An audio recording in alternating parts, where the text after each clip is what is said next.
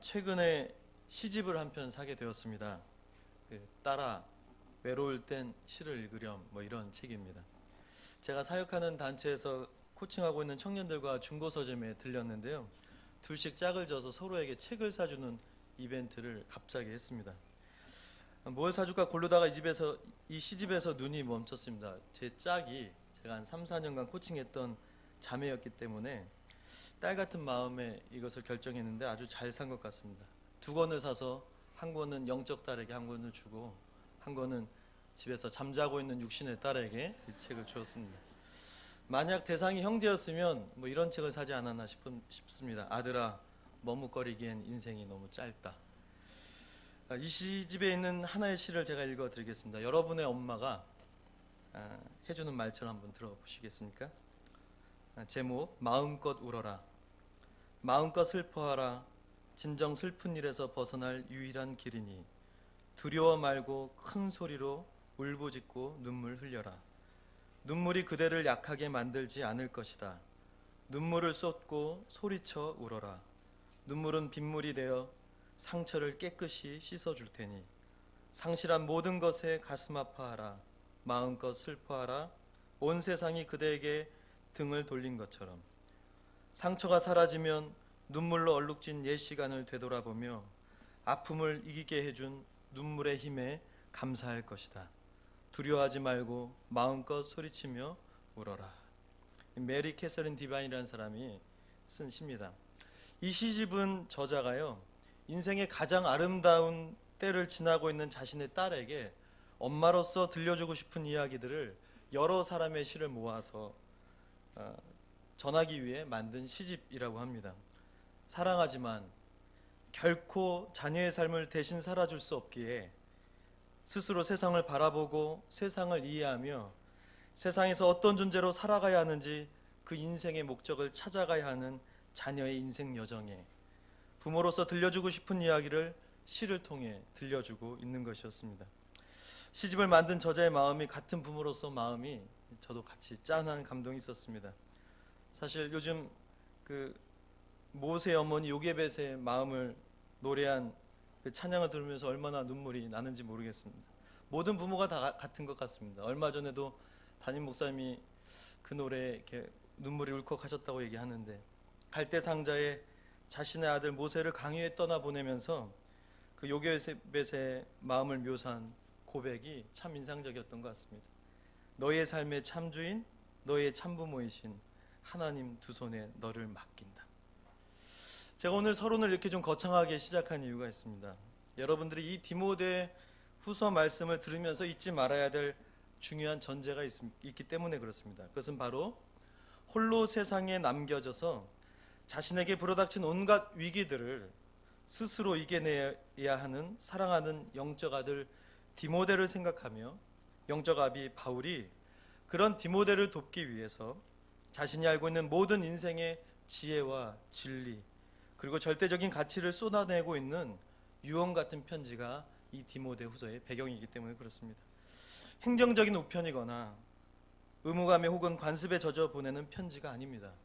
바울 스스로가 겪었던 죽음같이 치열했던 그리스도인의 삶을 세상의 도전과 거짓 교사들 그리고 외부의 핍박까지 견뎌야 했던 이 사랑하는 아들 디모데가 오직 하나님의 능력과 부르심을 끝까지 붙들 수 있도록 모든 것을 다하여 권면하고 격려하고 있는 모습을 오늘 우리가 주의 깊게 볼 수 있어야 합니다. 그리고 이러한 애절한 도전과 권면은 바울과 디모데의 관계를 넘어서 주님이 이 땅을 살아가는 저와 여러분들에게도 주시는 동일한 사랑의 권면이자 간절한 바람임을 기억할 수 있기를 바랍니다. 이 모습을 통해 우리가 알 수 있는 것이 있는데 바로 하나님의 일하시는 방식입니다. 무엇이겠습니까? 그것은 바로 하나님은 사람을 통해서 일하신다는 사실입니다. 하나님의 나라를 세우시고 그의 나라를 확정해가는 일에 하나님은 사람을 세우십니다. 그리고 하나님이 세우신 그 사람을 통해 또 다른 사람을 세우는데 그 사람을 사용하십니다. 이것이 성경에 나타난 하나님의 일하는 방식입니다. 여러분, 모세를 아시죠? 모세 인생이 마무리될 때 성경은 모세의 다음의 길을 향해 달려갈 한 사람을 예비하십니다. 그가 여호수아였습니다. 엘리야에게 엘리사가 있었습니다. 그리고 바울의 인생이 끝났지만 바울을 통해 일하신 하나님의 역사가 끝나지 않고 계속 흘러가는 일에 오늘 성경 속에 바울의 모든 사랑을 대신하고 있는 디모데가 우리 눈에 보여지는 이유입니다. 그런 면에서 그리스도인의 삶은 혼자 잘 사는 것이 절대 아님을 기억하십시오. 혼자 은혜 받고 혼자 영적으로 자라가고 혼자 많은 것을 소유하고 혼자 좋은 환경에 있다는 것을 그것만을 행복해 한다는 것은 사실은 성경이 말하는 크리스찬의 삶은 아닙니다. 그리스도인의 삶은 은혜를 공유하는 삶입니다. 그리스도인의 삶은 자기가 듣고 보고 깨달은 영적인 유산과 진리를 누군가에게 나누는 삶입니다. 하나님이 주시는 한 세대의 부흥과 축복 그리고 믿음의 역사는 그 세대만의 전유물이 되어서는 안 됩니다.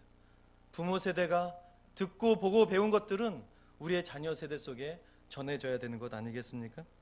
무엇보다 가장 중요한 것은 사람은 혼자 살 수 없기 때문에 그렇습니다.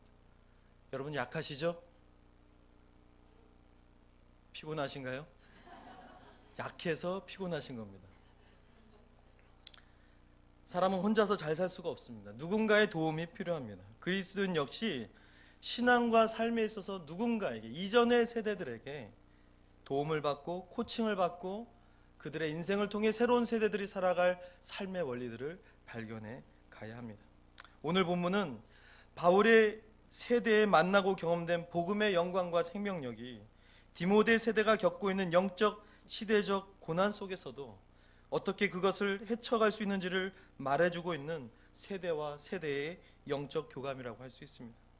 하늘빛 우리 교회에서도 청년들보다 먼저 인생을 살아간 우리 장년 세대들 속에 이 시대의 청년들이 듣고 보고 깨달아 가야 할 하나님 안에서의 영적 유산들이 함께 교류될 수 있는 은혜가 있기를 바랍니다. 서로가 서로를 배우고 서로가 서로를 세워가는, 세대와 세대가 함께 세워져가는 그런 은혜가 하늘빛 우리 교회 가운데 있기를 축복합니다. 그런 면에서 바울이 먼저 전하고 있는 것은 디모데가 처한 시대적 상황에 대한 언급입니다. 우리 12절과 13절을 한번 읽겠습니다. 시작. 무릇 그리스도 안에서 경건하게 살고자 하는 자는 박해를 받으리라. 악한 사람들과 속이는 자들은 더욱 악하여져서 속이기도 하고 속기도 하나니. 바울이 얘기하고 있는 지금의 그 당시의 시대는 계속해서 악해져 갈 거라고 얘기합니다. 디모데후서 사실 3장 1절부터 4절에는 바울이 말하고 있는 마지막 시대의 대표적인 18가지 죄악에 대해서 얘기합니다. 대표적인 것이 자기를 사랑하는 것이고 돈을 사랑하고 쾌락을 사랑하기를 하나님보다 더 사랑하게 되는 시대적 위협이 올 것이다. 그리고 이 결과는 그 당시 소아시아에 팽배했던 배교, 즉 예수 그리스도에 대한 분명한 신앙 고백을 한 사람들 중에서도 세상에 휩쓸려가 하나님을 떠난 많은 사람들의 상황을 바라보면서 바울이 경고했던 사실입니다. 당시 소아시아의 또 하나의 불어닥친 위기는 바로 헬레니즘 문화의 파급이었습니다. 여러분도 아시겠지만 로마는 문화가 없었습니다. 그래서 로마가 받아들인 것이 이 헬라 문화였습니다. 로마의 강력한 군사력과 세상을 통치하는 힘을 뒤엎고 헬라의 철학, 문학, 과학, 예술, 건축에 이르기까지 가장 화려하고 고상한 문화들이 이 소아시아를 휘둘렀습니다.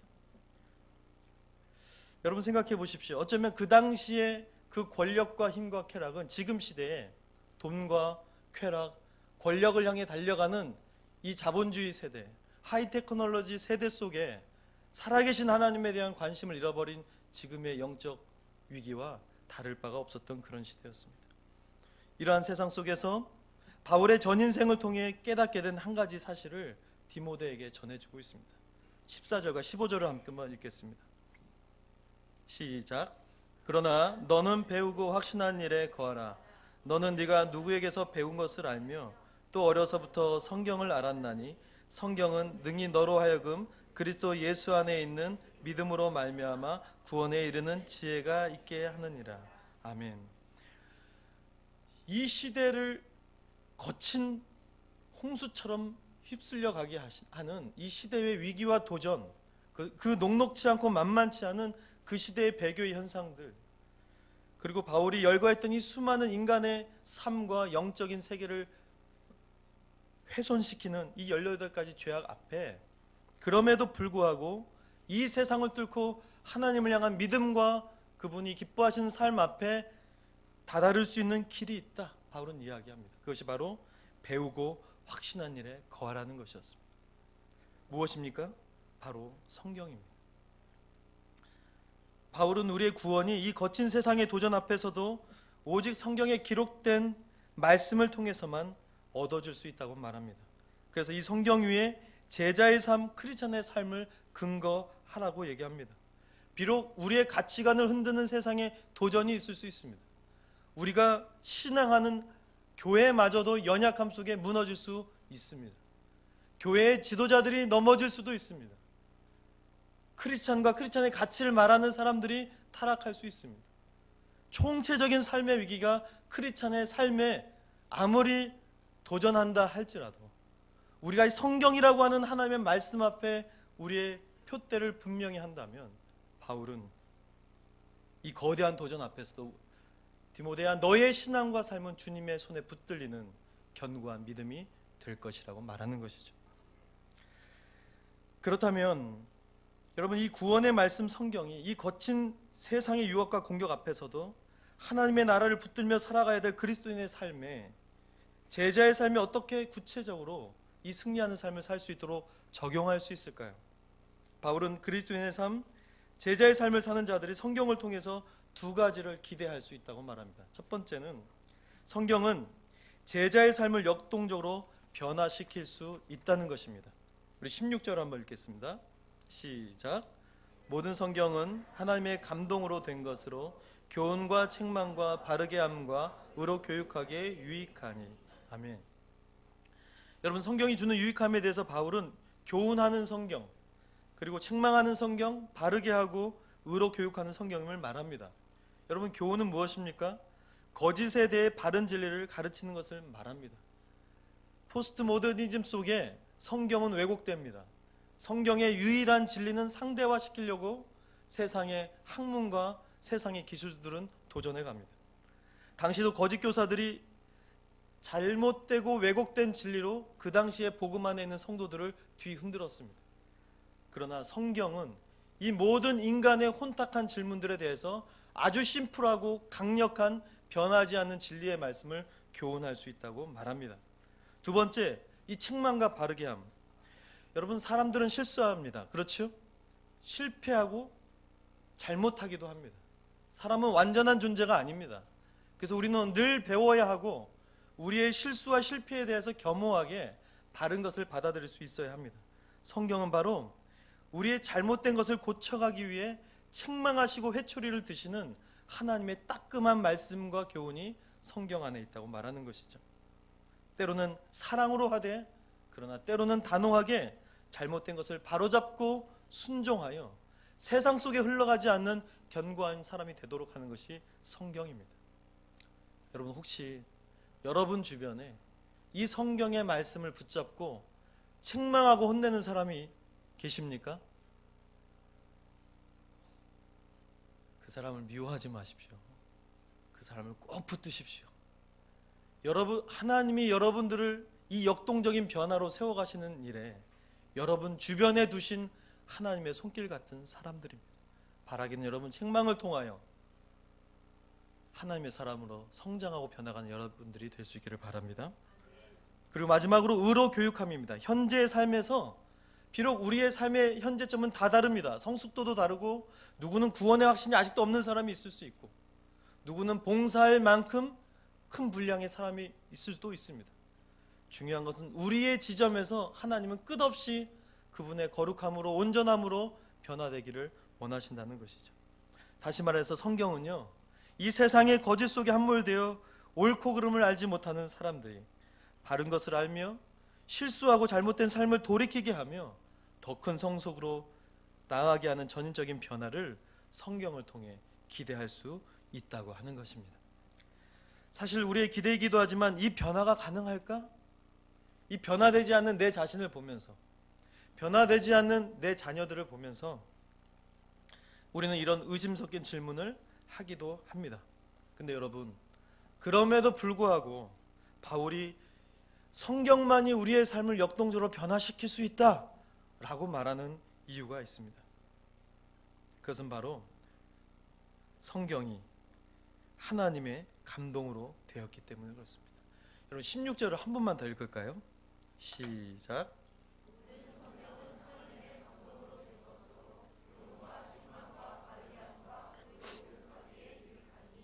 아멘. 여러분 여기서 말하는 이 하나님의 감동한다는 이 헬라어는 하나님께서 호흡하신다. 이런다. 하나님의 감동으로 됐다는 말이 하나님이 호흡하셔서 하나님의 입에서 나오는 생기와 생명을 말하는 거예요. 다시 말하면 하나님의 말씀은 하나님의 생명이 녹아져 있는 말씀이기 때문에 그렇다는 거예요. 여러분 이 말씀이, 이 단어가 사용된 또 다른 본문을 한번 살펴보겠습니다. 창세기 2장 7절을 한번 보겠습니다. 시작. 여호와 하나님이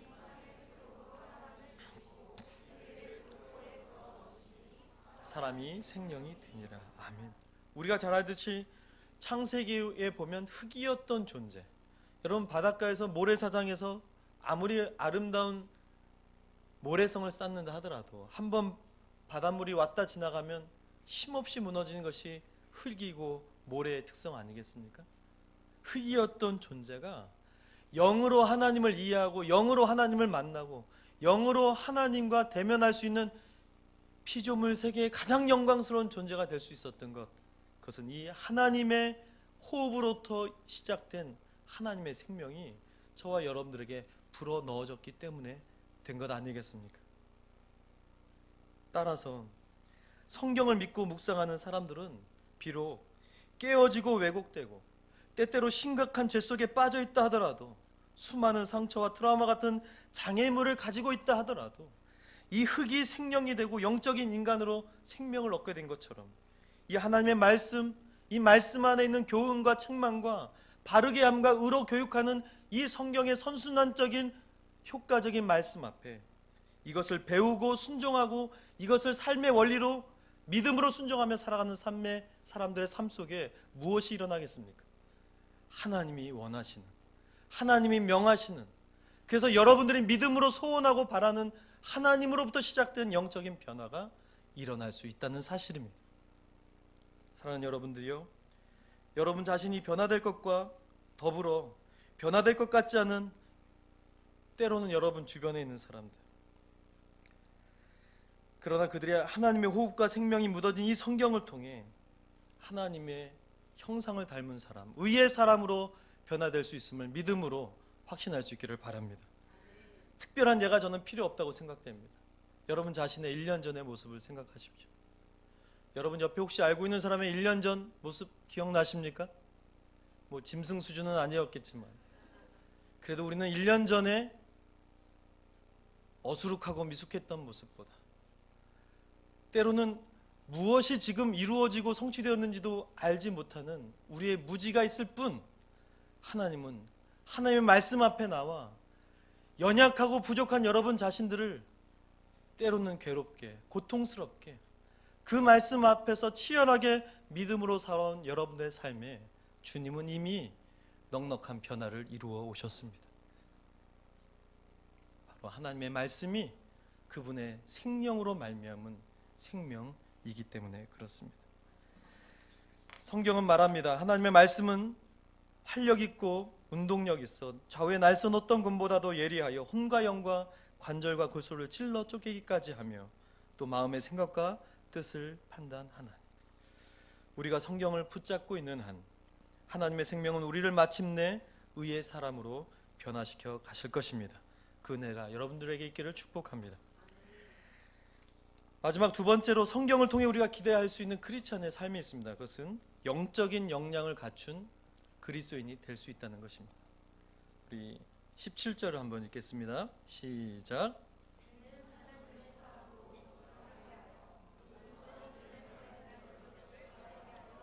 아멘. 여러분, 영적인 역량을 갖춘 리더, 이 역량이라고 하는 것은 어떤 일을 맡겼을 때 그 일을 할 수 있는 능력을 말합니다. 바울이 강조하고 있는 두 번째 기대가 바로 이 영적인 역량을 성경을 통해서 얻을 수 있다고 말합니다. 모든 선한 일을 행할 능력. 여러분, 이 선한 일이 무엇이겠습니까? 디모데후서 전반을 통해 흐르고 있는 것은 복음입니다.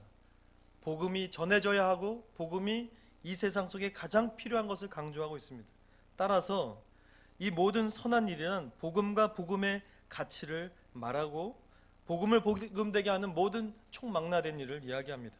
결국 이 땅에서 거짓된 세상의 진리와 맞서서 복음과 복음의 가치가 말하는 것을 말하고 이야기하고 확신하고 그것을 확산시키고 그것을 삶으로 살아내는 전 영역을 우리는 하나님의 선한 일이라고 말할 수 있는 것입니다.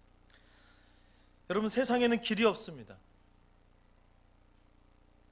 세상의 흐름 속에 흘러간다면 오늘 바울이 이야기한 것처럼 그들의 결론은 2000년 전 소아시아 지역에 있었던 사람들의 배교처럼 지금 시대도 얼마든지 세상의 흐름 속에 청년 세대들은, 아니 모든 크리스찬들은 하나님을 떠날 수 있는 위협 앞에서도 설 수 있다는 것이죠. 한국교회에 가장 많은 이탈률이 있는 세대가 여러분 청년 세대인 거 아시죠? 약 20%의 이탈률이 청년 세대에 있습니다. 청년 세대를 교회에서 내몰고 세상으로 가게 하는 힘이 무엇일까요? 지금까지 우리가 살펴본 것들 다르지 않습니다. 더 중요한 것은 이 세대 속에 복음을 말하는 세대가 점점 줄어든 것은 아닐까. 어쩌면 청년 세대들의 이 영적이고 성경적인 관점이 세워져 가고 배워져 가는 지금 시대에 이들의 생각을 더 혼탁하게 하고 혼란하게 만드는 세상의 메시지들은 수도 없이 많은데 이들이 살아계신 하나님과 성경이 말하는 대로 살아가는 인생의 관점이 무엇인지를 말하는 그런 세대는 상대적으로 줄어들고 있기 때문은 아닐까 생각을 해보게 됩니다. 얼마 전 한 청년이 학과에서 동성애에 관련된 이슈가 나왔는데 너무 한쪽으로 편향된 이야기를 하고 있길래 이 청년이 알고 있는 의학적, 과학적, 또 법적 사실들을 이야기했다고 합니다. 약 30-40명이 모여있는 강의실에서 그 이야기를 하고 난 후에 이 청년이 하는 말은 돌팔매질을 당하는 줄 알았다는 그런 비난을 거의 모든 사람들에게 받았다는 것이죠. 이 지체가 한 말은 다른 것이 아니었습니다.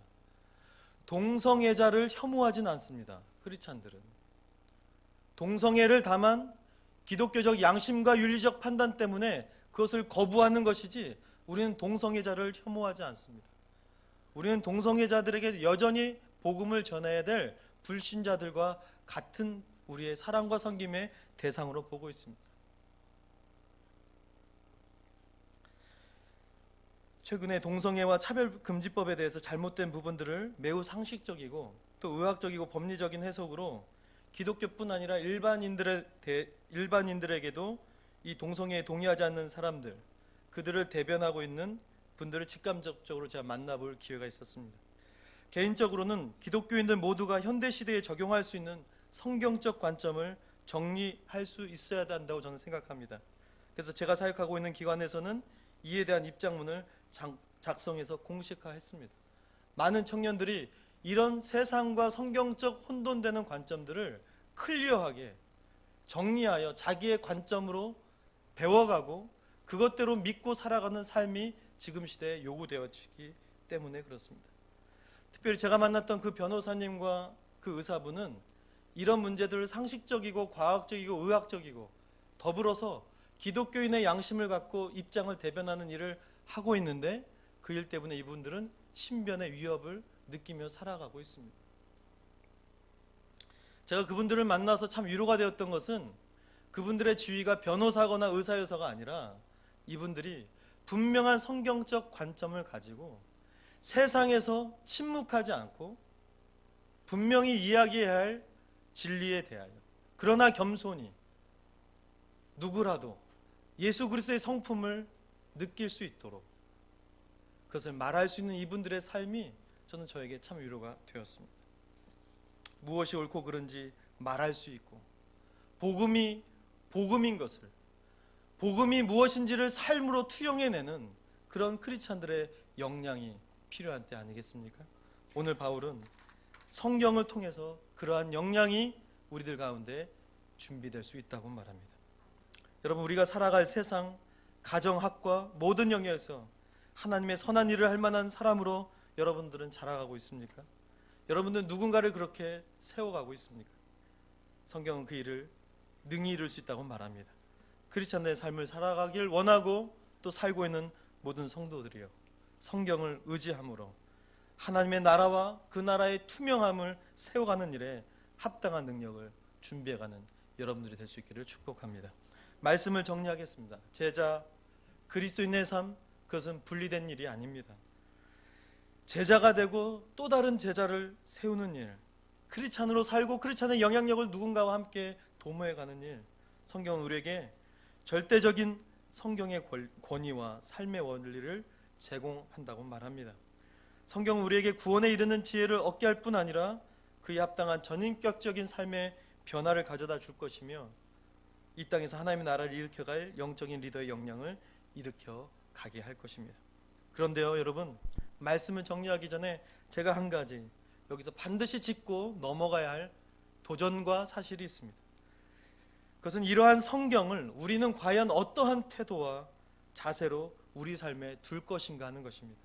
저는 여러분들에게 권면하고 싶습니다. 사랑하는 성도들이여, 말씀을 묵상하십시오.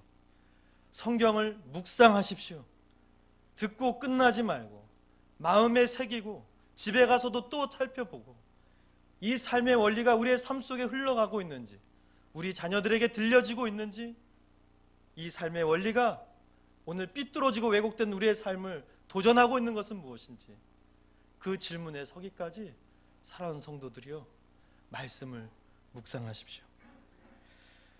묵상의 뜻을 한 가지 나누고 말씀을 마무리하겠습니다. 시편 1편에 보면 우리가 잘 알듯이 진정으로 복 있는 사람에 대해서 우리가 잘 아는 말씀이 나옵니다. 여호와의 율법을 즐거워하여 주야로 그 율법을 묵상하는 자로다. 성경 연구가들이 가장 강조하는 것이 여기서 말하는 묵상이라는 히브리어 에헤게라는 단어입니다. 근데 이 에헤게라는 단어가 이사야서 31장 4절에 또 다른 단어로 사용이 됩니다. 한번 이사야서 말씀 한번 볼까요? 같이 한번 읽겠습니다. 시작. 여호와께서 이같이 내게 이르시되 큰 사자나 젊은 사자가 자기의 먹이를 움키고 으렁거릴 때에 그것을 치려고 여러 목자를 불러왔다 할지라도 그것이 그들의 소리로 말미암아 놀라지 아니할 이와 같이 나 만군의 여호와가 강림하여 시온산과 언덕에서 싸울 것이다. 여러분, 저기에 말씀해 보면 젊은 사자가 자기의 먹이를 움키고 으르렁거릴 때에, 성경 연구가들이 성경을 정말 묵상하고 강조할 때 이 용어를 많이 씁니다. 묵상하다는 또 다른 단어 의미가 뭔지 아시겠습니까? 젊은 사자가 자기의 먹이를 수많은 외부의 세력으로부터 지키기 위해 으르렁댄다고 하는 말입니다. 호흡을 힘있게 하여 두 눈을 부릅뜨고 날카로운 이빨을 세상 속에 위협적으로 드러내면서 자기가 갖고 있는 그 양식과 음식을 빼앗기지 않기 위해 온 마음으로 세상과 외부를 경계하는 그 으르렁댐이 이 말씀을 묵상한다는 것과 동일한 뜻이라는 것입니다. 여러분, 하나님의 말씀과 원리와 진리가 불경이나 뜻없이 외워지는 그런 주문과 다른 우리를 살게 하고 구원에 이르는 지혜가 있게 할 뿐 아니라 우리의 영적인 변화와 시대 속의 복음의 통로로 살게 하는 하나님의 영향 있는 사람으로 만들어가는 호흡 같은 생명의 말씀을 여러분 어떻게 가지고 사시겠습니까? 또 듣고 끝내시겠습니까? 한 주가 지나면 기억도 나지 않는 본문 말씀을 자연스럽게 받아들이며 사시겠습니까? 이 말씀에서 벗어나 수많은 사람들은 세상으로 흘러갔습니다. 오늘 이 말씀을 으르렁대는 이 젊은 사자의 으르렁댐처럼 말씀을 묵상하고 말씀을 지켜 세상 속에 살아가기를 믿음으로 결단하는 여러분들의 삶에 하나님은 승리를 주실 것입니다. 성경이 약속한 모든 하나님의 언약을 이루어 갈 것입니다. 말씀을 지키려는 이 간절함과 단호함, 끝까지 씨름하는 이 말씀을 향한 집중함을 통하여 성경과 함께 세상 속에 승리하는 여러분들의 삶이 될 수 있기를 주님의 이름으로 축원합니다.